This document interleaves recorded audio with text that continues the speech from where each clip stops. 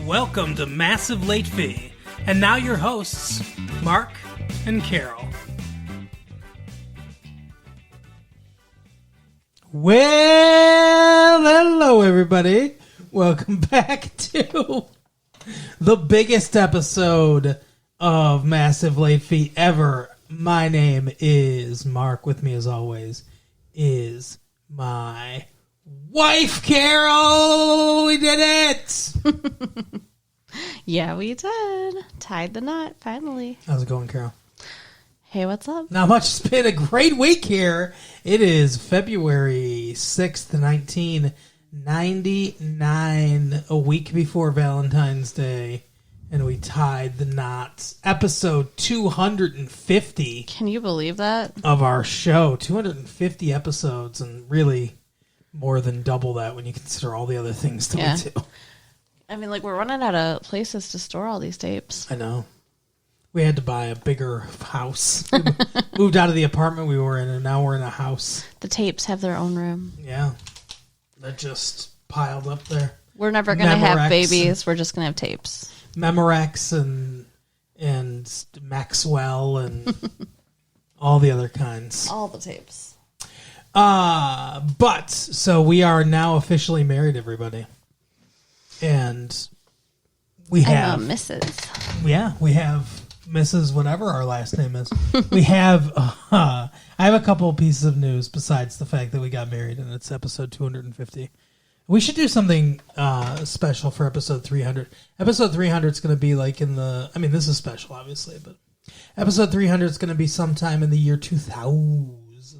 Wow. Yeah, if the world does not end. Yeah. You know, because there are It's some people. the end of the world as we know it. Is it the end of the world for this guy, though, Carol?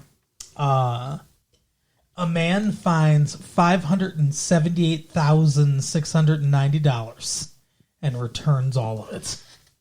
What do you think about this? I think that he is an amazing person, Maybe. and he might be a little stupid.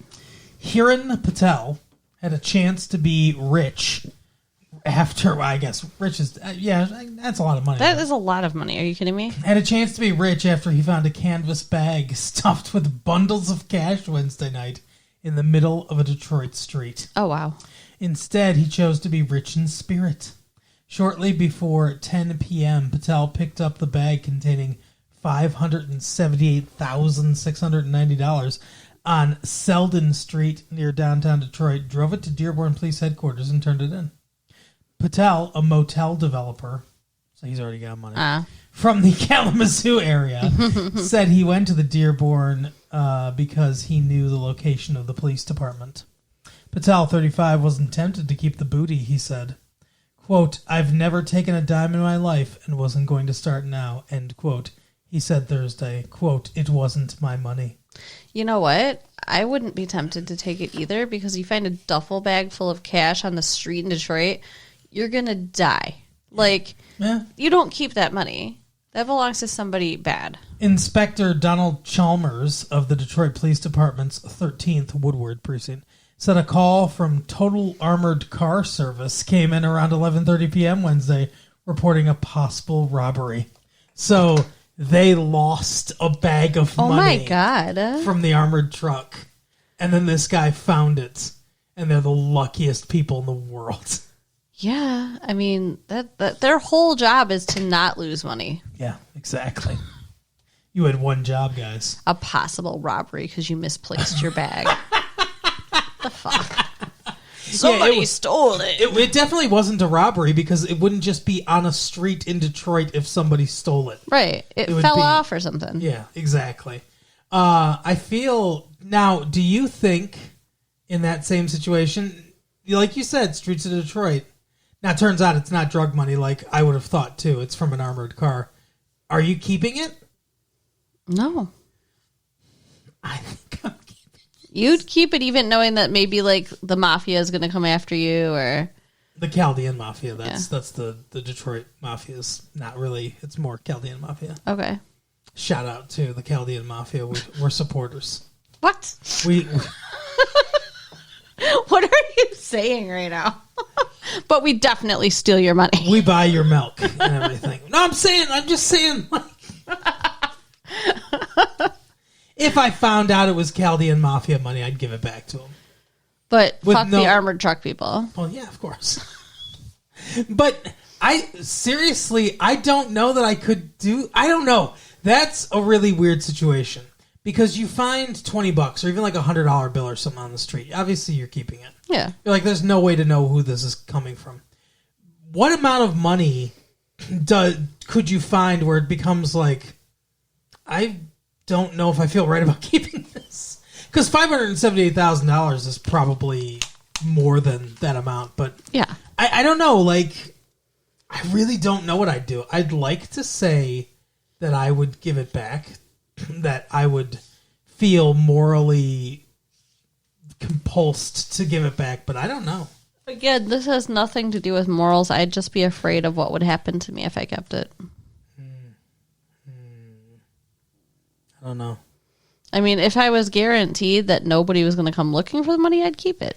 Well, obvious. The armored truck people would definitely come looking for the money. But they're not going to kill you. No. Although I guess you could get arrested. For theft when they left it on the street? I mean, like, I don't know. I don't know what the laws are on that. That's interesting. If you just find it, can they? I mean, they certainly could compel you to give it back. Yeah, sure. But is it illegal? Could you get in legal trouble if you found it and didn't turn it in? Do you have a legal responsibility as well as a moral responsibility to turn it in? I don't know. Yeah, that's a good question. Any lawyers out there want to weigh in? Late fee 1994 at AOL.com. Yeah, I don't really know the answers to those questions, but I don't know. I feel like I'll never find a duffel bag containing $578,000, so No, I guess I don't have to worry about it. the idiot that worked for the armored truck company who did that does not work there anymore. Yeah, I am sure. He got fired for sure. That's a once in a lifetime mistake. Once in a lifetime. But speaking of once in a lifetime, finally the X-Files truth will be known? Maybe. Says maybe.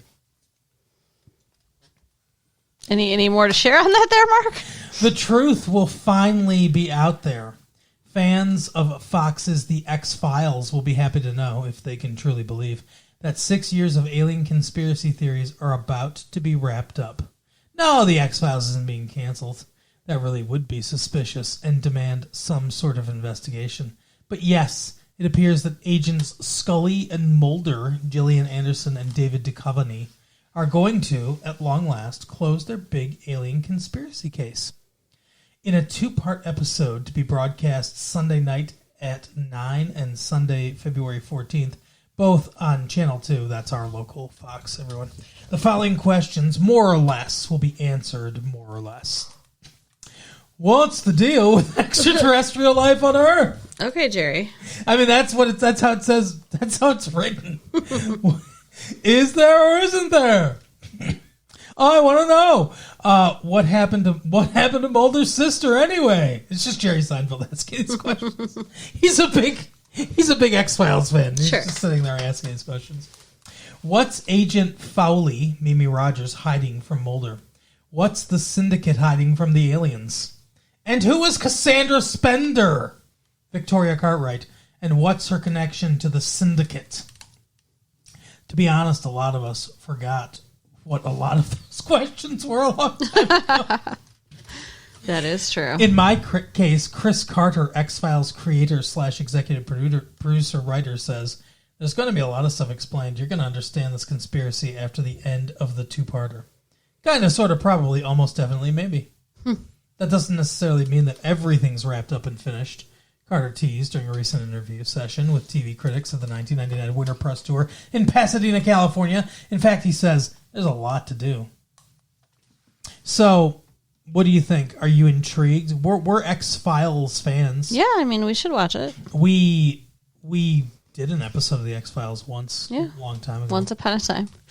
When we used to do episodes of shows in our main tape. That was the one where, like, the guy was like a video game dude or whatever, right? Like, he was good at video games, or he was playing video games or something, but he was, I don't remember. I remember at the end there was like a school of people that he got taken to or something. Yeah, I remember nothing. Sorry.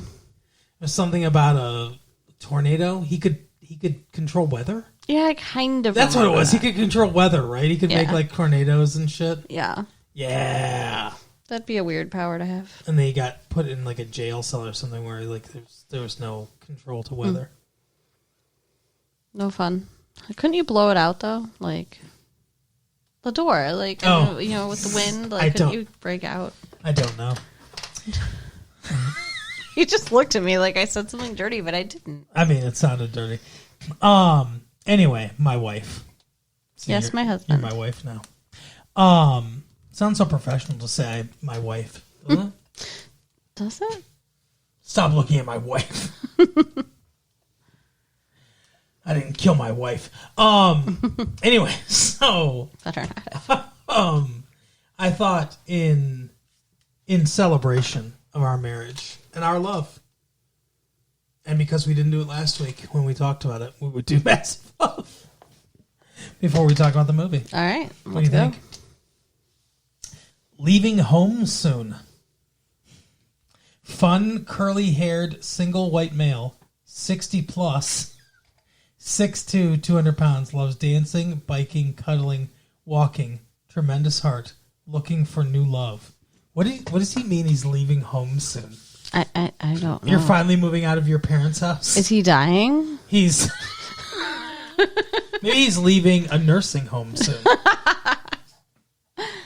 Oh my But goodness. seriously, 60 plus, like his 90-year-old parents are like, it's about time you moved out on your own. Right? This is weird. This is a weird one. What do you think? Leaving home soon. He's married and he's leaving his wife soon. Oh, maybe. I don't know. What about this? Left-handed Polish Catholic. Okay. 31, 6 foot, 185 pounds. Kind-hearted, honest, friendly, sincere, hardworking, athletic, and sometimes handsome. What? Is he a shapeshifter? That's crazy. Sometimes handsome.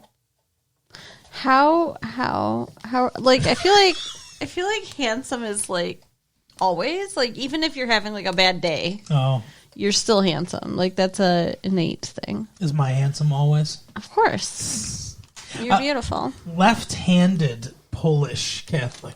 Yeah, why would you put that in an ad? Like how important is that to your personality? That you're left-handed? Well, I guess if you're left-handed, it's like if you went to Notre Dame. How do you know someone went to Notre Dame? Because they told you? Yeah, exactly. Wait 5 seconds, I'll tell you. Yeah. Same thing with left-handed. Yeah. People like to brag about being left-handed because it's different. Why? It's okay. But it might be different, but it's not really special. Because they're freaks. They're from the devil. Okay. No offense to our left-handed listeners, but everything with family. Lonely, missing a full house and love. We are solution. Petite, educated Russian lady. 40 plus. Son, 15. Daughter, 19. What the fuck? What I want to know is, what does everything with family mean at the beginning of it? Like I think We going to have sex? Everything with family. Ew. Well, what is that? What does it mean? Everything with family. I mean, it is kind of weird that she's putting her kids like in the ad. She's saying they're a package deal. I mean, I guess sure they would be, but like she's saying like, are you lonely? Are you missing a full house? Are you missing the TV show Full House and Love? We are solution. I think everything with family is like her saying we're going to do everything with family and like She's saying, do you want a ready-made family? yeah. But I mean, like English is obviously not her first language. And if you want a ready-made family, do you really want to walk in with son 15, daughter 19? No. You know, like that's pretty advanced family. Yeah. That's not like son 4, daughter 6. 15, 19. Those are hard ages. Yeah. Well, I mean, and they're kind of done being raised at 19, especially. Exactly. So. Like the daughter 19. How soon is she going to move out? Exactly. Yeah, it's a different one there. It is. It's a different one than the first one we did. You're right. Haha. You know what I mean. But it's odd. Yeah, I agree. And I don't think she's getting a lot of bites on that. All right. Shapely, full-figured woman, mid-30s, seeks responsible employed male who enjoys quiet times for friendship. Possible LTR, no games. What is LTR? That's a good one. That's a good question. LTR. Possible LTR. Long-term relationship. Oh my God. Figured it out. I got it. That's why this one's not that funny, but that's why I saved this one, because I didn't know what LTR was. I know. What's up with all the acronyms, people? I know you're trying to save money, but come on. Exactly. Let me move on to the next one, Carol. Okay. Unless you have something to say about LTRs. I do not. What one is this one that I want to talk about? Retired single white lady, 70, full figured, like swimming movies. Wait. How old is she? 70. How is she putting out an ad in the paper at 70? She also says all calls will be answered.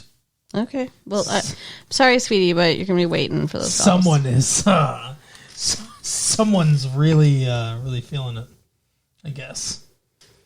Yeah. I mean, unless they had like a special section just for like the elderly, I don't like.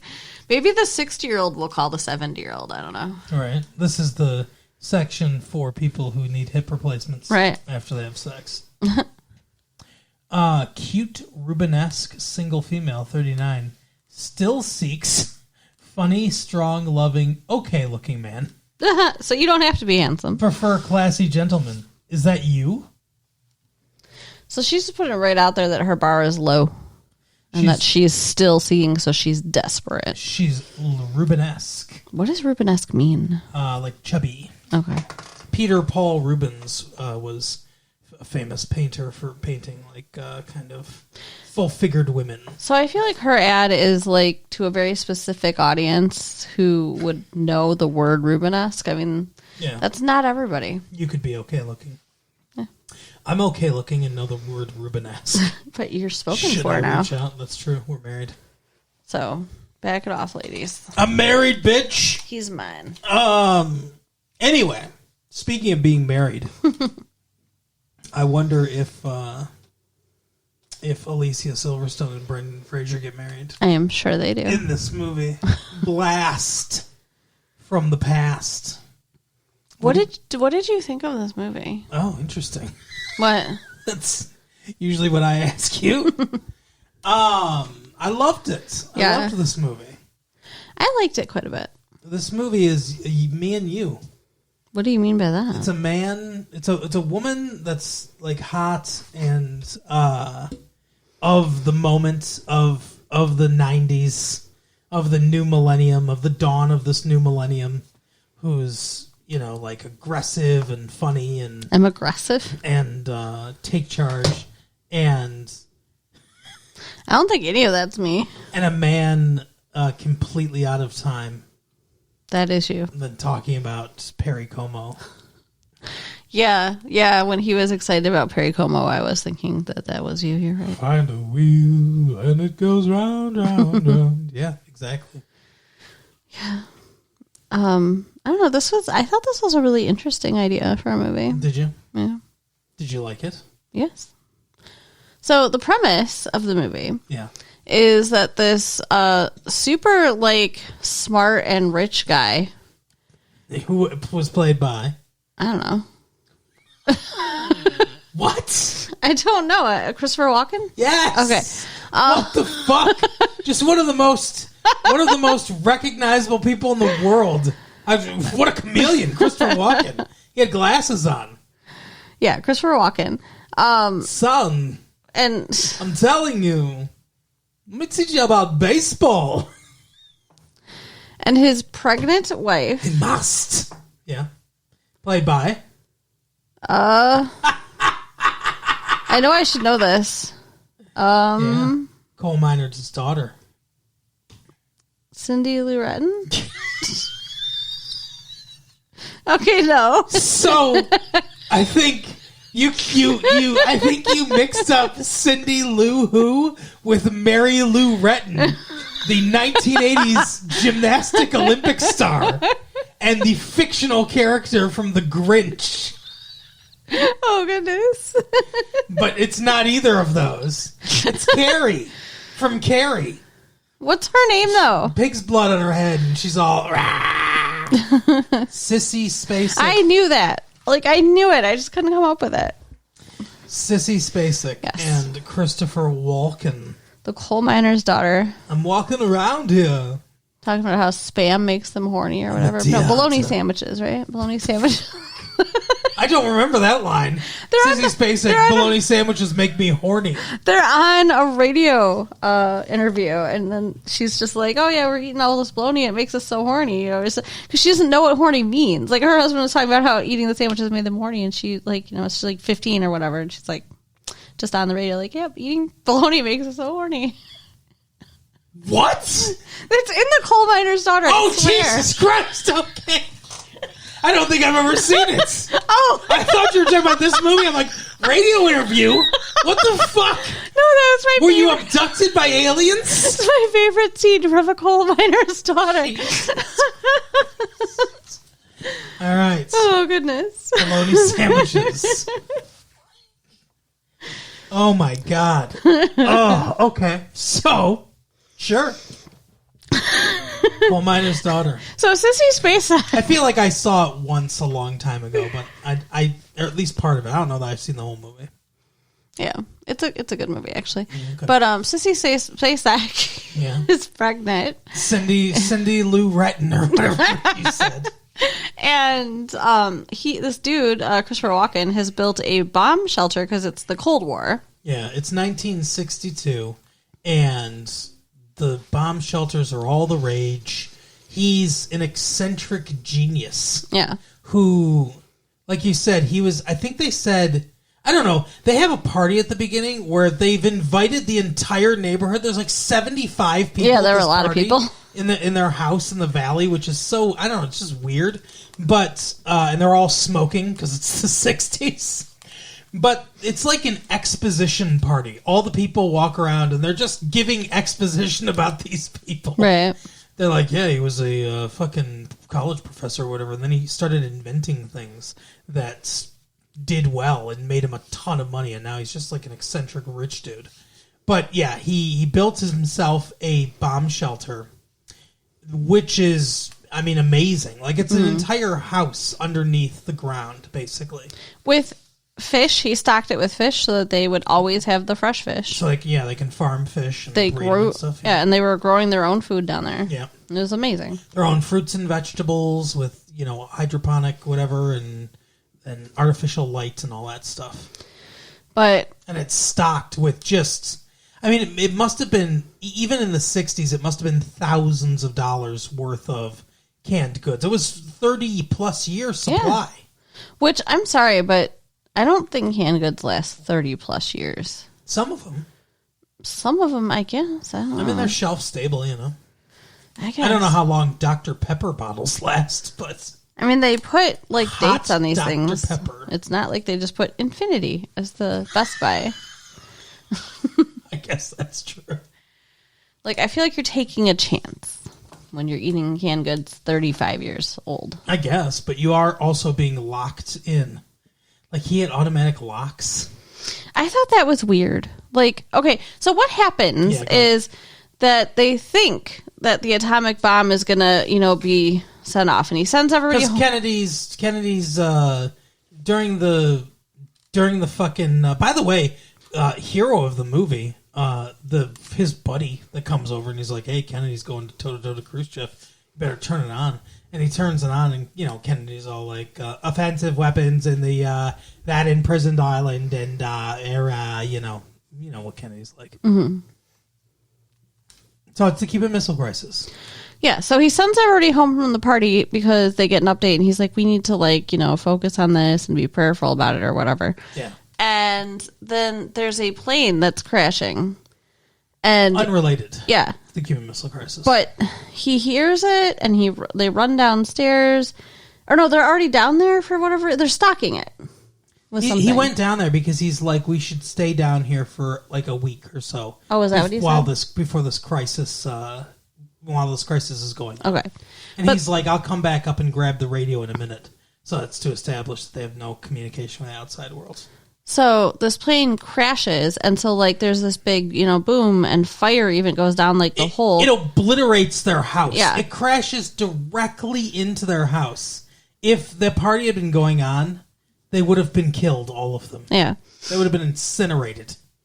So he panics and thinks it was the bomb and locks the door. But it's like he can't unlock the door. It's automatically set to open in 35 years. Mm-hmm.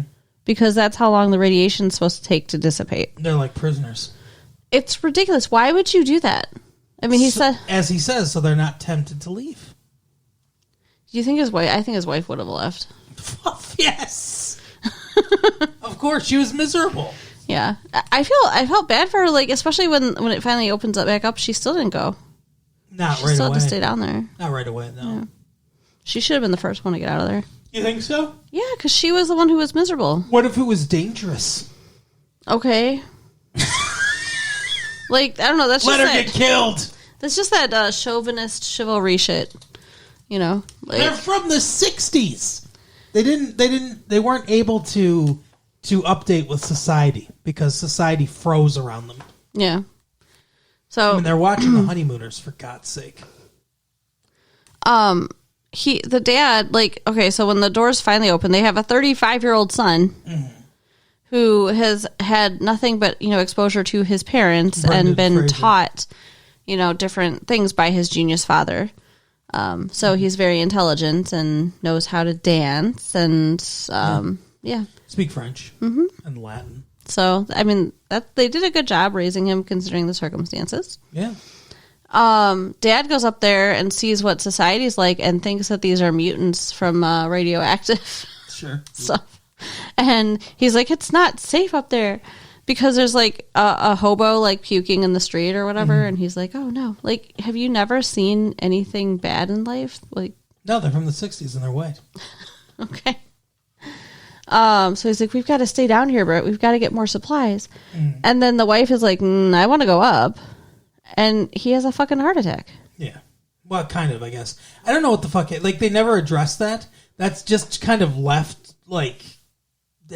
It's an excuse to send Adam, their son, Brendan Fraser, up to the surface, but it's never really talked about again. Yeah. So I think he just, like, I don't know, had a panic attack or, like, something. I don't know. Yeah. I don't know. But he had bought him all these stocks and bonds. And he's like, but they're worthless now. Because, he thinks society has collapsed. Right. So he sends him up there with baseball cards to sell and with cash. No. If you think... No, honey. Okay, go ahead then. Sorry, that was so rude. I love how... Because I'm not saying anything that's wrong. Yeah, you are. Do you want me to let you give them complete misinformation?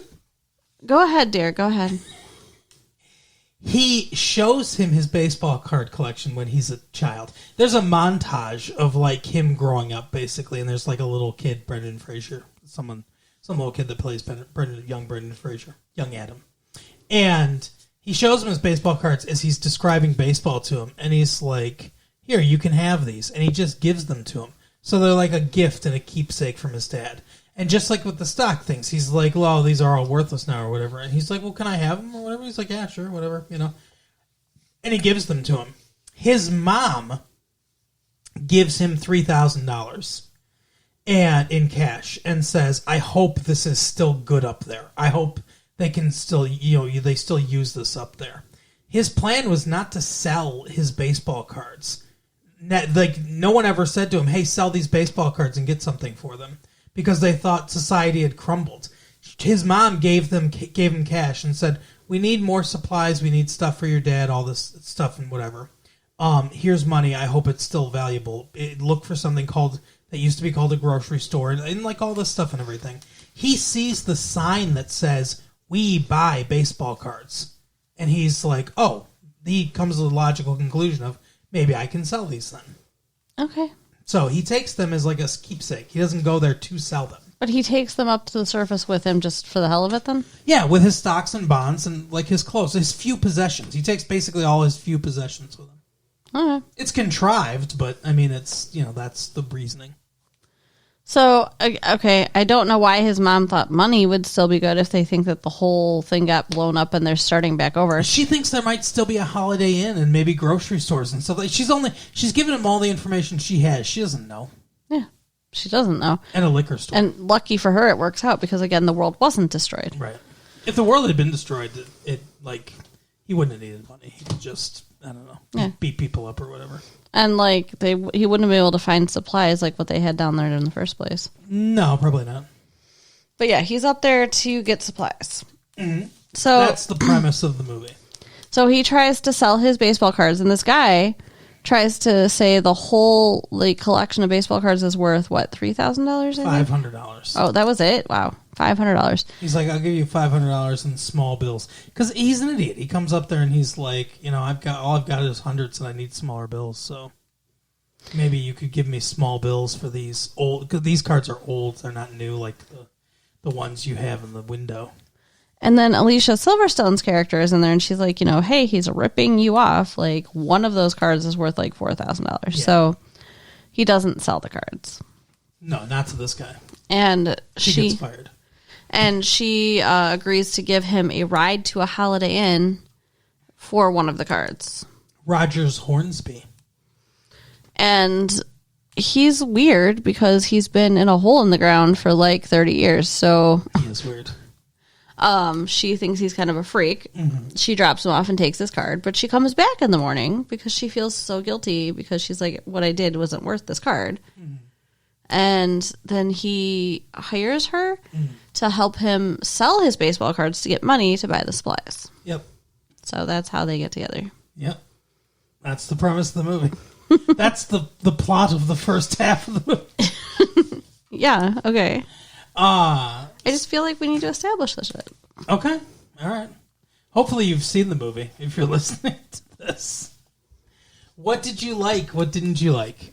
I think that Alicia Silverstone and Brendan Fraser had really good chemistry. Mm-hmm. I think the movie was very funny. Yeah. I'm trying to think of anything I didn't like. I mean, I liked it all. Yeah. Okay. How about you? I don't think anybody except Brendan Fraser could make this movie work. Like, I was thinking about it while we were watching the movie, and I was thinking about what if they put Jim Carrey in this role? No, it wouldn't work. Well, he's too big. What if they put, what's his name? Ben Stiller in this movie? No. He's too worldly, wise, sarcastic, Gen X, you needed someone that has charm, happiness, and a naivete. And he's the only one I can think of, and who's also, a good actor and everything. But he's the only one I can think of that could pull this off. This role of Adam Weber needs a very specific type of acting, a specific type of energy. And I don't know that there's a lot of people out there that could give the same kind of energy to this. Yeah, the innocence that he has. Yeah. Yeah. There's an innocence combined with a confidence too, though. Mm-hmm. Like he has a confidence, and everything. And charm. When he says, don't take the Lord's name in vain and all this stuff and everything, and he gets, Mm-hmm. Yeah, I think he's fantastic in the movie. Alicia Silverstone's excellent in the movie. A different type of role than she's played before, except for maybe when she was 16 in an Aerosmith video, I guess, or whatever. But, she's that hard-edged girl. Yeah. But yeah, they do a fantastic job together. Mm-hmm. One of the things he has her do for him is to find him a wife, which is hilarious. Now, first of all, though, he did let her know right away that he liked her. That he found her attractive. Pretty clearly, yeah. And she rejected him. Mm-hmm. Several times. So then when he starts looking for another woman, then she's all jealous. It's kind of that's how all women are, though. Yeah. I don't know why, but yeah. As soon as a guy that we're not interested in likes somebody else, it's wait a minute. But you're supposed to like me, though. That's why when I started flirting with other women, that's when you wanted to marry me. I always wanted to marry you. Wow, really? Mm-hmm. Okay. What else? Oh, so this movie seems to take the stance that family and things like that were better in the 60s. Yeah. This is definitely a things were better back then kind of movie, because Dave Foley from The Kids in the Halls in this movie, and he's very funny too, also from News Radio, and he's explaining to Eve. Her name is Eve, Adam and Eve. Get it? What Adam was telling him, he's like, yeah, he says I'm a gentleman and you're a lady, and all this stuff, and everything goes through all these different things, just all these nice ideas and everything, and he says that he learned this stuff from the weirdest place, his parents. And it's like, it really seems like they're saying like, oh, this is, this past is an idyllic past. Yeah. But he one of the first things that happens is he comes upon a black female mail carrier and says, "Oh, my star's a Negro." Oh, that was awful. But he's very nice to her, I guess, and it's like, I don't know. I guess his parents weren't racist or whatever. Yeah. Probably. I mean, that was the acceptable term in the 60s, right? Yeah, it was, yeah. And he knew what a black person was. Mm-hmm. So, like, he had to have learned about that. Yeah. Because otherwise he wouldn't have known. He wouldn't have known that there were people that didn't look like exactly like him, because all he knew his entire life was a bomb shelter. He was very excited to meet her, and he shook her hand repeatedly. Yeah. The poor lady looked so like... And he was like, I've never seen anything like you, this little girl or whatever. Yeah. Because he's never seen a child. I mean, he saw television. Yeah. So... But not live television, though. They somehow recorded the television and were just for 35 years watching the same episodes of the shows over and over. Oh. No children on the Honeymooners, though. Yeah. Just two couples. I get why his mom drank. I would lose my goddamn mind, too. Do you feel like that Ralph Cramden and Ed Norton, do you feel they ever swapped wives? What are you talking about? On the Honeymooners. No. You think the Honeymooners were swapped wives? Why would you say that? That's awful. It just occurred to me that it's just two couples that are friends. That's the entire premise of the show. It's not the 70s, so... Yeah. Maybe if it had been the 70s, they would have swapped wives. It was the 50s, the Dumont Network or whatever. Mm-hmm. But anyway, yeah. I enjoyed it quite a bit. I don't really have any negative things to say about the movie. Mm. I think that's it. I guess. I mean, like, she tries to have him committed because she thinks he's crazy when he finally tells her he came from a bomb shelter. Yeah, I mean, all the things that happen in the movie seem motivated by logic and character. Mm-hmm. So, I mean, I don't really have a problem with anything that happens in the movie. Yeah.